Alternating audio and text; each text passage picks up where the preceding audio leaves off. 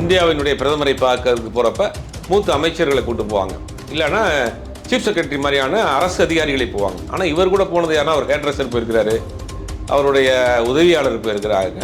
அப்படிங்கிறப்ப இதுவே ஒரு வித்தியாசமாக இருக்குது. காங்கிரஸுக்கு கிட்டத்தட்ட 50 வருஷத்துக்கு பிறகு ஆட்சியில் பங்கு கொடுத்து உட்கார வச்சிருக்கிறாருங்கும் போது பாஜக எப்படி ரசிக்கும்? தன் எதிரி நினைக்கக்கூடிய காங்கிரஸை இந்தியாவில் காங்கிரஸ் இருக்கக்கூடாது நினைக்கக்கூடிய விஷயத்தில் நீங்கள் கை கோர்க்குறீங்க அப்படின்னா எப்படி நடக்கும்? அப்போ அவருக்கு ஒரு அழுத்தம் கொடுக்கப்படுது. பாஜகவுக்கு பயந்து தான் அதை கேன்சல் பண்ணியிருக்காரு. அப்படி தான் பார்க்க வேண்டியதாக இருக்குது. இப்போ ஏன் போட்ட ப்ரோக்ராமை கேன்சல் பண்ணார்? ஆனால் அதே நேரத்தில் நீங்கள் டாஸ்மார்க்கு இந்த 10 ரூபா அப்படிங்கிற விஷயத்தை பொறுத்த வரைக்கும் அதை இவங்க சரி பண்ணுறதுக்கான முயற்சியே எடுக்கல. ஆனால் அதை விட்டுட்டு ஒவ்வொரு வீட்டுக்குள்ளே நடக்கக்கூடிய பிரச்சனையும் அரசாங்கம் எப்படி பொறுப்பேற்க முடியும் நம்ம சொன்னப்போ நம்மளும் அன்னைக்கு நீ ஜால்ராவாடா, நீ சொம்பாடா அப்படின்னு கேட்டாங்க. இன்னைக்கு அதுதான் நடக்குது. இன்னைக்கு அந்த விமர்சனத்தை ஏற்காம தான் இன்னைக்கு விமர்சனம் பண்ணுறவங்கள முடக்கிறது, விமர்சனம் பண்ணக்கூடிய தொலைக்காட்சியை முடக்கிறதுங்கிற அந்த மனப்பான்மைக்கு போயிட்டாங்கன்னா ஒரு மோசமான ஆட்சியாக போயிடும். பவர் சென்டரா விஜய் இல்லைங்கிறதான் தப்பு. விஜய் பவர் சென்டரா இருந்தாருன்னா இவங்க யாரையுமே பேசக்கூடாதுன்னு இருப்பாரு. இவர் ஏன் ஜெகதீஷ் கல்யாணத்துக்கு போனாரு, இவர் ஏன் பட்டி வசி போட்டாரு, இவர் ஏன் பத்திரிகையாளரை சந்திக்கல? இதுவே ஒரு சொல்லித்தனமான கொஸ்டின்.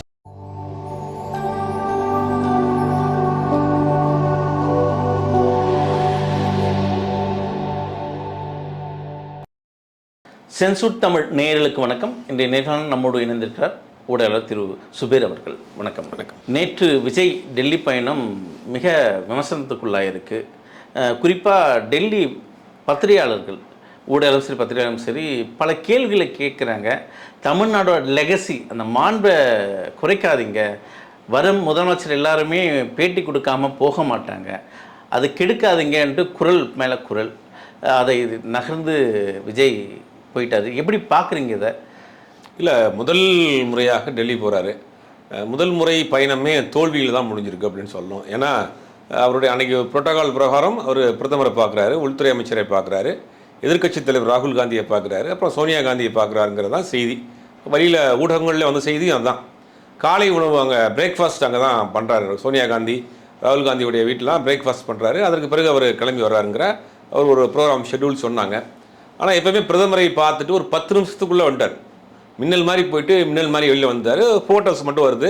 அது நிறைய விமர்சனங்கள் ஒரு பிரைம் மினிஸ்டர் பார்க்குறப்ப ஒரு ட்ரெஸ் கோட் இருக்குது, சட்டு பட்டன்லாம் ஒரு முன்னாடி 2 பட்டன் இது பண்ணிட்டு போனார் அப்படின்னாரு. ரெண்டாவது அவர் போனதுலேயே விமர்சனம் இருக்குது. ஒரு அஃபிஷியலாக ஒரு மாநிலத்தினுடைய முதலமைச்சர் இந்தியாவினுடைய பிரதமரை பார்க்கறதுக்கு போகிறப்ப மூத்த அமைச்சர்களை கூட்டு போவாங்க, இல்லைன்னா சீஃப் செக்ரட்டரி மாதிரியான அரசு அதிகாரிகளை போவாங்க. ஆனால் இவர் கூட போனது யாருன்னா அவர் ஹேட்ரஸர் போயிருக்கிறாரு, அவருடைய உதவியாளர் போயிருக்கிறாங்க. அப்படிங்கிறப்ப இதுவே ஒரு வித்தியாசமாக இருக்குது. ஒரு அரசு முறை பயணமாக போகிறப்ப நான் போய் பிரதமரை சந்திக்கிறப்ப என்ன செய்வாங்க அப்படின்னா தமிழ்நாட்டினுடைய பிரச்சனைகளை பேசுவாங்க, அதுக்கு மேலே மனு கொடுத்துட்டு வருவாங்க. அவர் சொல்கிறார், கோயம்புத்தூர் மதுரை ப்ராஜெக்ட்டுக்கு நீங்கள் ஃபண்டு அலாட் பண்ணணுங்கிறாரு. ஆக்சுவலாக அந்த ப்ராஜெக்டே ஒன்றும் ஆரம்பிக்கல, அதுக்கு பெர்மிஷனே கொடுக்கலங்கிறதான் பிரச்சனை. இப்போ அதை போய் கேட்குறாரு. அப்புறம் தமிழ் தாய் வாழ்த்தை நாங்கள் முதல்ல போடணும், அதுக்கு நீங்கள் இது கொடுங்க. அது உள்துறை அமைச்சகத்திலிருந்து போடப்பட்ட ஒரு நோட்டிஃபிகேஷன். அப்போ நீங்கள் கொண்டு போய் கொடுக்க வேண்டிய இடம் அங்கே தான். அப்போ இது எல்லாமே ஒரு அவசர கத்தில் அறகுறையாகவே முடிஞ்சிருச்சு. பிரைம் மினிஸ்டரை பொறுத்த வரைக்கும் அங்கே டெல்லியில் இருக்கக்கூடிய பத்திரிகையாளர்கள், அவரை பேட்டி எடுத்த பத்திரிகையாளர்லாம் என்ன சொல்கிறாங்கன்னா, ஆஃப் த ரெக்கார்டாக நம்ம ஃப்ரீயாக பேசக்கூடியவருங்க. ஒரு இன்டர்வியூ நம்ம போய் ஃபிக்ஸ் பண்ணிட்டோம்னா அதுக்கு முன்னாடி ஒரு 1/2 மணி நேரம் பேசுவார். கேமரா ஆன் பண்ணுறதுக்கு ஆன் பண்ணதுக்கு பிறகு 1/2 hour பேசுவார். ரொம்ப ஃப்ரீயாக பேசுவார், ஃபேமிலியை பற்றி பேசுவார். நீங்கள் பார்க்குற முகமே வேறு அப்படிங்கிறாங்க. ஒரு அரசியல்வாதியாக இந்தியாவுடைய பிரதமராக நீங்கள் பார்க்கக்கூடிய முகமும் பர்சனலாக அவர் எல்லாத்தையும் ரொம்ப டவுன் டு எர்த்தாக போய் பேசுவார், பழகுவார்.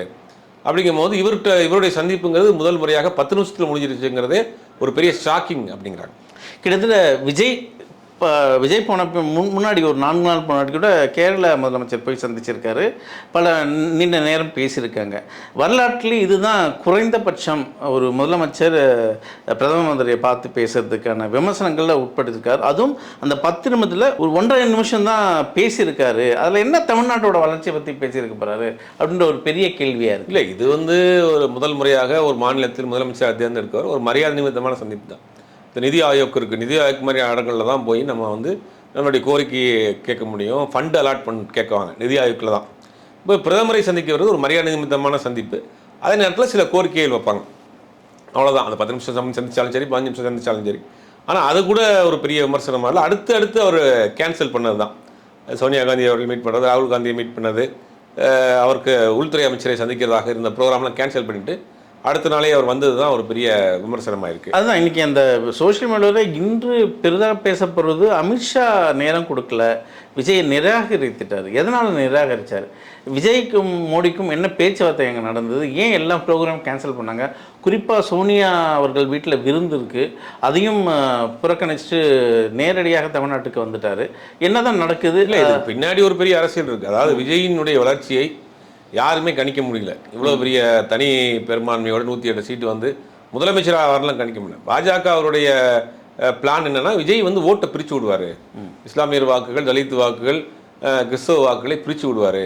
அப்படி இப்போ பிடிச்சு வர்றப்ப திமுக வந்து பலகீனமாகும், நமக்கான ஓட்டு வங்கி வர்றப்ப நம்ம ஆட்சி அமைச்சிடலாம், அதிமுக பாஜக கூட்டணியோடு நம்ம ஆட்சி அமைப்போம் அப்படிங்கிறது அவங்க ஒரு பிளான். அது வேறு மாதிரி தலைகீழாக போய் இன்றைக்கி வந்து விஜயை ஆட்சி அமைக்கக்கூடிய சூழ்நிலைக்கு வந்ததுக்கு பிறகு அவர் விஜய் வந்து காங்கிரஸை கையில் எடுத்தது அவங்க ரசிக்கலை. அது நேர் எதிர் சித்தாந்தம். காங்கிரஸ் இல்லாத இந்தியான்னு சொல்லிட்டு இருக்க நேரத்தில் காங்கிரஸுக்கு கிட்டத்தட்ட 50 வருஷத்துக்கு பிறகு ஆட்சியில் பங்கு கொடுத்து உட்கார வச்சிருக்கிறாருங்கும் போது பாஜக எப்படி ரசிக்கும்? தன் எதிரி நினைக்கக்கூடிய காங்கிரஸை, இந்தியாவில் காங்கிரஸ் இருக்கக்கூடாதுன்னு நினைக்கக்கூடிய விஷயத்தில் நீங்கள் கை கோர்க்குறீங்க அப்படின்னா எப்படி நடக்கும்? அப்போ அவருக்கு ஒரு அழுத்தம் கொடுக்கப்படுது. பாஜகவுக்கு பயந்து தான் அதை கேன்சல் பண்ணியிருக்காரு. அப்படி தான் பார்க்க வேண்டியதாக இருக்குது. இப்போ ஏன் போட்ட ப்ரோக்ராமை கேன்சல் பண்ணார்? இப்போ கேரளாவில் பதவியேற்பு விழாவுக்கு போகிறதாக ஒரு செய்தி போட்டாங்க. பட் அப்போ அதையும் கேன்சல் பண்ணுறாரு.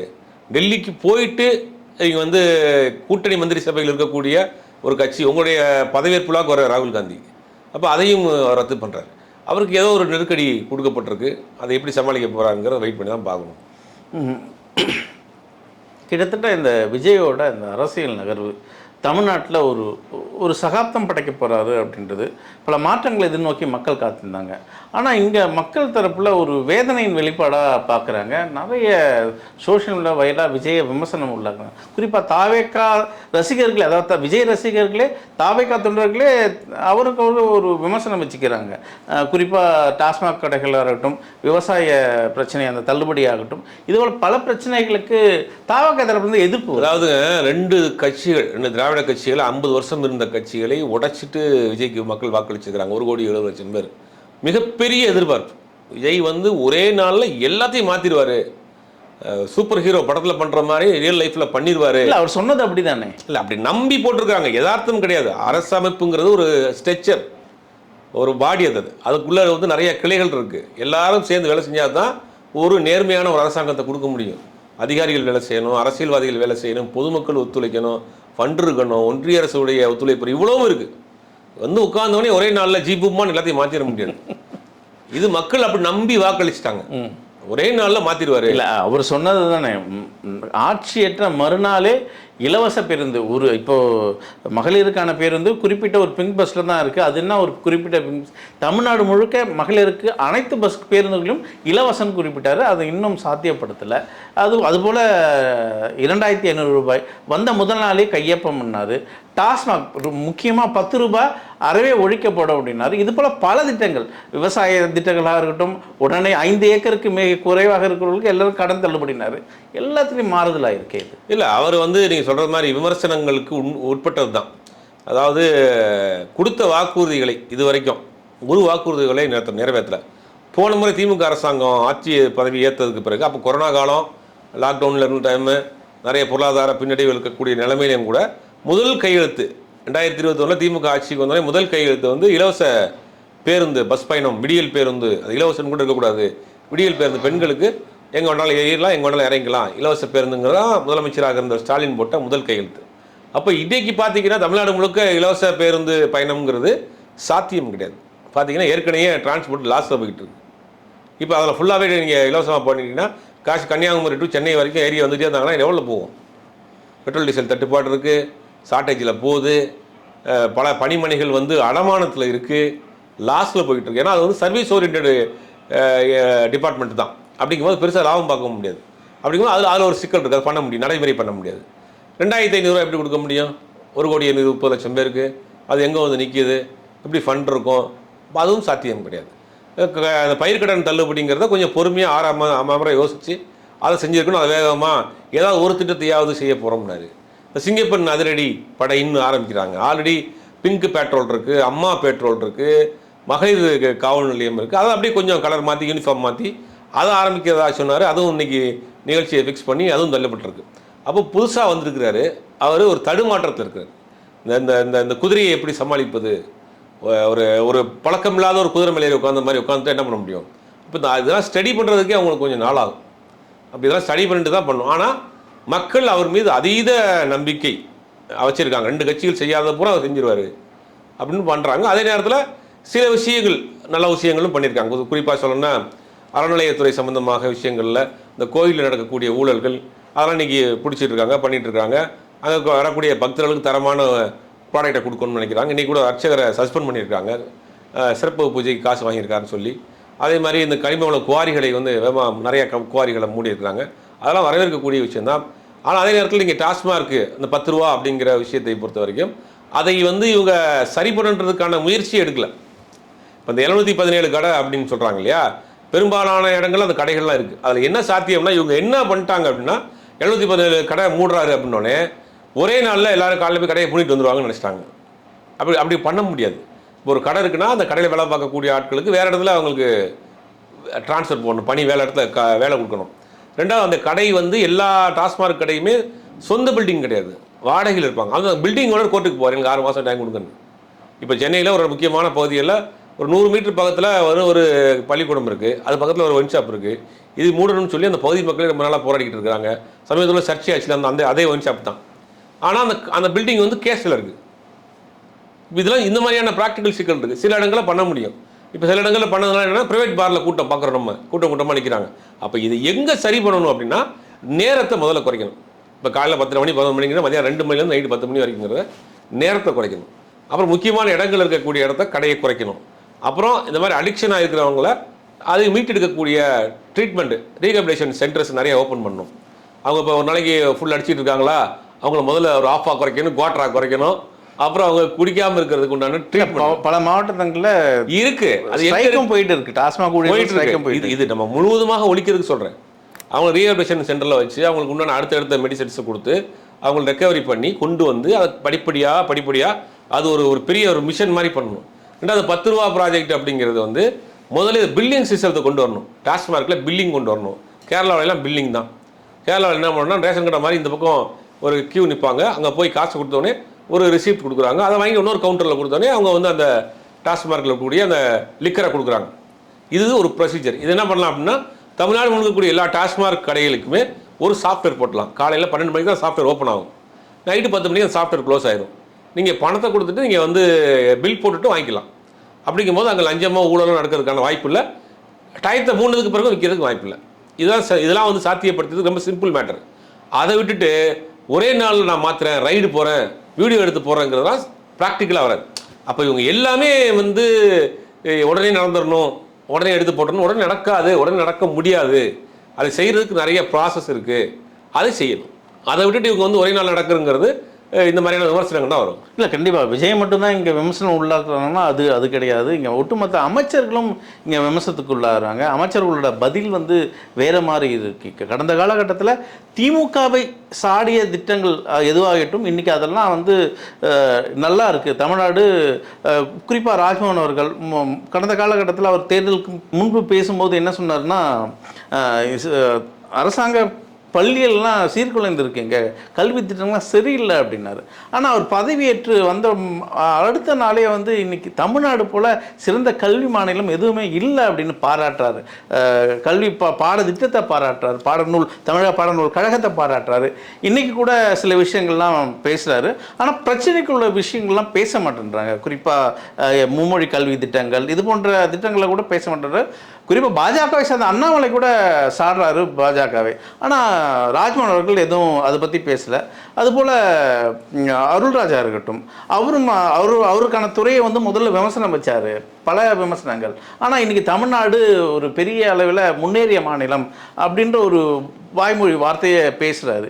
இங்கே ஏடிக்கு போட்டியாக மாறுதலாக பேசுகிறாங்களே. விஜய் மேடையில் பேசின அவதூறுகள்லாம் இன்றைக்கி பாராட்டி பேசுகிறாங்க எல்லா அமைச்சர்கள். இல்லை, கடந்த 50 வருடத்தில் 2 திராவிட கட்சிகள் தமிழ்நாட்டை வளர்த்தெடுத்து வைத்திருக்கிறதுங்கிறதுல மாற்று கருத்தே கிடையாது. கல்வி, வேலைவாய்ப்பு, பொருளாதாரம், உள்நாட்டு உற்பத்தி, பெண்கள் பாதுகாப்பு, பெண்கள் நலன், பெண்கள் கல்வி, பெண்கள் வேலைவாய்ப்பு, சமூக நீதி எல்லா வகையிலையும் தமிழ்நாடு உயர்ந்த மாநிலமாக தான் இருக்குது. நம்ம தேர்தலுக்கு முன்னாடி நம்ம அடித்து சொல்லிகிட்டே இருந்தோம். அப்போ தேர்தலுக்காக இவங்க சொன்னாங்க தமிழ்நாட்டில் சட்டம் ஒழுங்கு கெட்டு போச்சு, இன்றைக்கி என்ன நடக்குது, பெண்கள் பாதுகாப்பில் இன்னைக்கு என்ன நடக்குது. அப்போ நம்ம சொன்னோம், என்ன ஒரு விமர்சனம் வச்சோம், ஒரு குடும்பத்துக்குள் நடக்கக்கூடிய பிரச்சனையை அரசாங்கம் எப்படி பொறுப்பேற்கும். ஒரு பக்கத்து வீட்டுக்காரன் ஒரு சின்ன பொண்ணை வந்து இது பண்ணுறான், அதுக்கு ஒவ்வொரு வீட்டுக்கு போலீஸ் பாதுகாப்பு போட முடியுமா? அவனை உடனே கைது பண்ணலாம், அரசாங்கம் கடுமையான தண்டனை வாங்கி கொடுக்கலாம். ஆனால் அதை விட்டுட்டு ஒவ்வொரு வீட்டுக்குள்ள நடக்கக்கூடிய பிரச்சனையும் அரசாங்கம் எப்படி பொறுப்பேற்க முடியும் நம்ம சொன்னப்போ நம்மளும் அன்னைக்கு வந்து நீ ஜால்ராவாடா, நீ சொம்பாடா அப்படின்னு கேட்டாங்க. இன்னைக்கு அதுதான் நடக்குது. இன்றைக்கும் நம்ம சொல்கிறோம் இதுக்கு அரசாங்கம் பொறுப்பேற்க முடியாதுன்றோம். இப்போ ஒரு தெருவில் ஒரு 2 வீட்டு பக்கத்து வீட்டுக்காரங்க சண்டை போடுறதுக்கு அரசாங்கம் எப்படி பொறுப்பேற்க முடியும்? அரசாங்கம் அவர்களை கைது பண்ணாமல் நடவடிக்கை எடுக்காமல் அவர்களை தப்பிக்க விட்டுட்டா அதுக்கு நம்ம வந்து விமர்சனம் வைக்கலாம். அப்போ அதை உடனே 24 மணி நேரத்துக்குள்ளே கைது பண்ணப்படுது, அவருக்கு தண்டனை வாங்கி கொடுக்கப்படுது, அவரை வந்து நீதிமன்றத்தில் ஒப்படைக்கப்படுது, சிறைச்சாலையில் அடைக்கப்படுது, உச்சபட்ச தண்டனைகள் வாங்கி கொடுக்கப்படுது. இது அரசாங்கம் அப்படித்தான் செய்யும். இதுக்கு மேலே அரசாங்கம் எல்லா வீட்டுக்கும் காவல்துறையை போட்டு பார்க்க முடியுமா? ஒரு பக்கத்து வீட்டுக்காரன் இப்போ ஒன்றா பழகிக்கிட்டு இருக்கிறான், அந்த ஒரு மிருகம் இந்த வேலையை செஞ்சுருக்குது, அந்த மனிதனுக்குள்ளே ஒரு மிருகம் இருந்திருக்கிறான், இது எப்படி போய் கண்டுபிடிப்பீங்க? அப்போ இதைத்தான் நம்ம அந்த ஆட்சியிலையும் சொன்னோம். இது தனிநபர் ஒழுக்கம்ங்கிறது இன்றைக்கி வந்து கேட்டுக்கிட்டே வருது. தனிநபர் கட்டுப்பாடு, சுய கட்டுப்பாடுங்கிறது மாறிக்கிட்டே இருக்குது. வட இந்திய கலாச்சாரத்தை தாண்டி வெஸ்டர்ன் கல்ச்சரில் மேற்கத்திய நாட்டினுடைய கலாச்சாரத்தை நோக்கி நம்ம போய்கிட்டு இருக்கோம், நம்மளுடைய கலாச்சாரத்தை சீரழிச்சிக்கிட்டு இருக்கோம்னு பேசிடணும். அப்போல்லாம் வந்து நம்மளை வந்து விமர்சனம் பண்ணாங்க. இதுக்கு அரசாங்கம் எப்படி பொறுப்பு வைக்க முடியும்? இப்போ என்ன சொல்கிறோம், இந்த பிரச்சனைகளை கடுமையாக நடவடிக்கை எடுக்கிறாங்க. 8 மணி நேரத்தில் 10 மணி நேரத்தில் அவனை அரெஸ்ட் பண்ணியிருக்காங்க. அது பாராட்டக்கூடிய விஷயம். அவனை தண்டனை வாங்கி கொடுக்க போகிறாங்க, உச்சபட்ச தண்டனை கிடைக்கிறதுக்கு பண்ணணும். இதுதான் செய்ய முடியும். அப்போ தனி மனித ஒழுக்கம், தனி மனித கட்டுப்பாடுங்கிறது இன்றைக்கி எல்லை மீறி போய்கிட்டு இருக்கு. அதனால நேற்று பாருங்கள், 60 வயசு ஒரு வயதான மூதாட்டிக்கு வந்து ஒரு பெரிய ஒரு அசிங்கம் நடந்திருக்காங்க. அப்போ இதெல்லாம் இதுக்கு யார் பண்ண முடியும்? இதுக்கு அரசாங்கம் எப்படி பொறுப்பு ஏற்க முடியும்?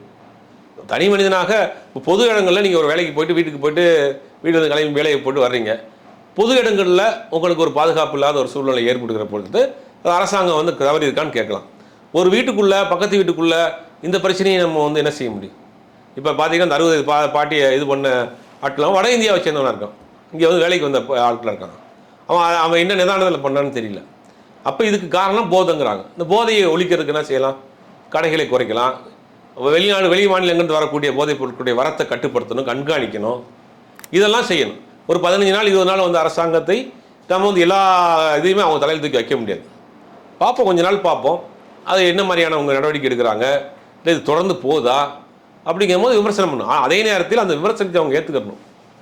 இன்றைக்கி அந்த விமர்சனத்தை ஏற்காம தான் இன்றைக்கி வந்து விமர்சனம் பண்ணுறவங்கள வந்து முடக்கிறது, விமர்சனம் பண்ணக்கூடிய தொலைக்காட்சியை முடக்கிறதுங்கிற அந்த மனப்பான்மைக்கு போயிட்டாங்கன்னா ஒரு மோசமான ஆட்சியாக போயிடும்.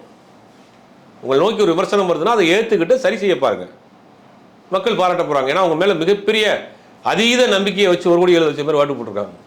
எல்லாத்தையும் நீங்கள் உடனே மாற்றிருக்கீங்க, நம்பிக்கையில் போட்டிருக்காங்க. இல்லை, மாற்றம் வருமா அப்படின்றது தான் ஒரு கேள்விக்குறியாக இருக்குது. இன்னும் அமைச்சர்கள் அவங்க இதுக்கு முன்னாடி தான் ரீல்ஸில் அவங்க பேசிகிட்டு இருந்தாங்க, வாக்குகள் கேட்டிருந்தாங்க, அரசியல் பண்ணியிருந்தாங்க. ஆனால் இன்றைக்கி ஒரு அமைச்சர்கள் ஆகிட்டு தங்கள் திட்டங்களை ரீல்ஸ் மூலமாக கேட்குறாங்க. கீர்த்தனா அமைச்சர் அவர்கள் ஒரு தொழில்துறை அமைச்சராக இருந்து கடந்த காலகட்ட தொழில்துறை அமைச்சர்கள்லாம் நீங்கள் வரிசைப்படுத்தி பார்த்தீங்கன்னா அவங்க ரீல்ஸ் மூலியமாக தானே அமைச்சரே ஆயிருக்கிறாங்க. அவங்க ரீல்ஸ் போட்டால் வெளிநாட்டு முதலீடு வந்துடணும் அப்படின்னு நினைக்கிறாங்க. இது கேலி குத்தா இருக்குது. இல்லை, அப்படி சொல்ல முடியாது. அது ஒரு வழிமுறையாக அவங்க சொல்கிறாங்க. இது 2 செக்ரட்டரி சைட்லேருந்து பேசுவாங்க, மற்ற ப்ரோட்டோக்கால்லாம் இருக்க ஐஏஎஸ் ஆஃபீஸர் தான் பண்ணுவாங்க. இவங்களுக்கு தெரிஞ்சது அதுதானே. நம்ம ஒரு ரீல்ஸ் போட்டு விட்ருவோம், அதை உடனே எலான் மஸ்க் பார்த்துருவாரு, உடனே வந்து நமக்கு வந்து இன்வெஸ்ட்மெண்ட் வந்துடும், டெஸ்லா கம்பெனி வந்துடும், அமெரிக்காவிலேருந்து ஒரு கம்பெனி வந்துடும், ஜெர்மனிலேருந்து ஒரு கம்பெனி வந்துடும், நம்ம ரீல்ஸ் எல்லாரையும் பார்த்துருவாங்கன்னு அவங்க நினைக்கிறாங்க. ரீல்ஸ் போட்டு ஆட்சிக்கு வந்துட்டோம், ரீல்ஸ் போட்டு முதலமைச்சர் எம்எல்ஏ ஆகிட்டோம், ரீல்ஸ் போட்டு அமைச்சர் ஆகிட்டோம், இப்போ ரீல்ஸ் போட்டால் நம்ம ரீல்ஸை பார்த்துட்டு இன்வெஸ்ட்மெண்ட் வந்துடும் நினைக்கிறது ஒரு அறியாமை தான். அவங்களுக்கு ஒன்றும் புரியாமல் இருக்கிறாங்க. அதை கூட இருக்கக்கூடிய அந்த டிபார்ட்மெண்ட் செக்ரட்டரிஸ், ஐஏஎஸ் ஆஃபீஸர்ஸ் இதெல்லாம் தப்பான வழிமுறை கைட் பண்ணணும், அதை வந்து விட்டுறாங்க. விஜயை பொறுத்த வரைக்கும் இந்த அமைச்சர்களே ஒன்றும் கண்ட்ரோல் பண்ணாமல் வச்சுருக்கேன். இப்போ இந்த அம்மா ஜெயலலிதா இருக்கப்போ என்ன பண்ணுவாங்கன்னா அவங்க ஒருத்தவங்க தான் டிசிஷன், அவங்க மட்டும்தான் பேசுவாங்க. மிச்சம் இருக்கக்கூடிய அமைச்சர்கள் யார் பேருமே தெரியாது, இந்த டிபார்ட்மெண்ட் அமைச்சரே தெரியாது. எப்போ தெரியும்னா அவங்களை எடுத்தாங்கன்னா தெரியும், அன்றைக்கி அவங்க தூக்கிட்டாங்கன்னா அவங்க பேர் தெரியும். இப்படி அமைச்சர் இருந்தாரா, 6 மாதத்துக்கு ஒரு அமைச்சரை மாறிட்டே இருப்பாங்க. இன்னைக்கு இந்த அமைச்சர் இப்படி ஒரு அமைச்சர் இருந்தாரான்னு நமக்கு அப்போ தான் தெரியும். பவர் சென்டரா விஜய் இல்லைங்கிறதான் தப்பு. விஜய் பவர் சென்டரா இருந்தாருன்னா இவங்க யாரையுமே பேசக்கூடாதுன்னு இருப்பாரு. நீங்கள் யாரும் பேசாதீங்க, உங்கள் செயல்பாடுகளை உங்கள் ப்ரெஸ் ரிலீஸ் கொடுங்க, அந்த டிபார்ட்மெண்ட் பிஆர்ஓஸ் வச்சு கொடுங்க.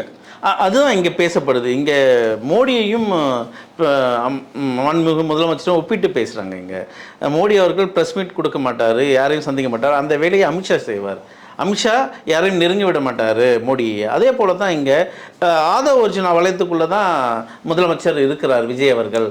ப்ரெஸ் மீட் இல்லைன்னா ஆதவ அர்ஜுனா தான் பார்ப்பாங்க, ராஜ்மோகன் தான் பார்ப்பாங்க, அருண்ராஜ் தான் பார்ப்பாங்க அப்படின்ற ஒரு திட்டம் இங்கே போட்டு வச்சார். ஒரு வளையத்துக்குள்ளே விஜயை வச்சுருக்காங்களா?